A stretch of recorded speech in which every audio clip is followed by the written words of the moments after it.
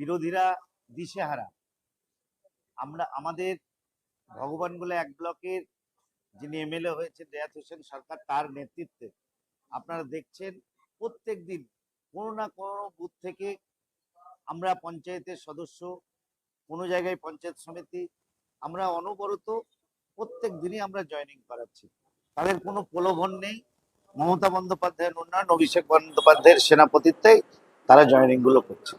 তারা কি এতদিন উন্নয়ন দেখতে পায় না? উন্নয়ন হয়েছে। তারা উন্নয়ন হয়তো আজকে হয়তো বুঝেছে যে না, মমতা বন্দ্যোপাধ্যায়ের সঙ্গে থাকতে হবে, তৃণমূল কংগ্রেসের সঙ্গে থাকতে হবে।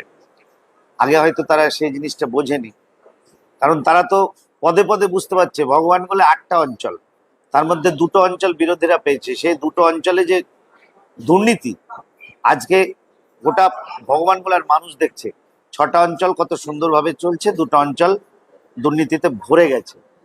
তাই আজকে তারা সেখান থেকে সরে এসে মমতা বন্দ্যোপাধ্যায়, অভিষেক বন্দ্যোপাধ্যায়ের নেতৃত্বে, আমাদের রেয়াত হোসেন সরকারের নেতৃত্বে তারা দলটা করতে চাইছে। আমার নাম মোহাম্মদ সাবিরুল ইসলাম, জেলা তৃণমূল।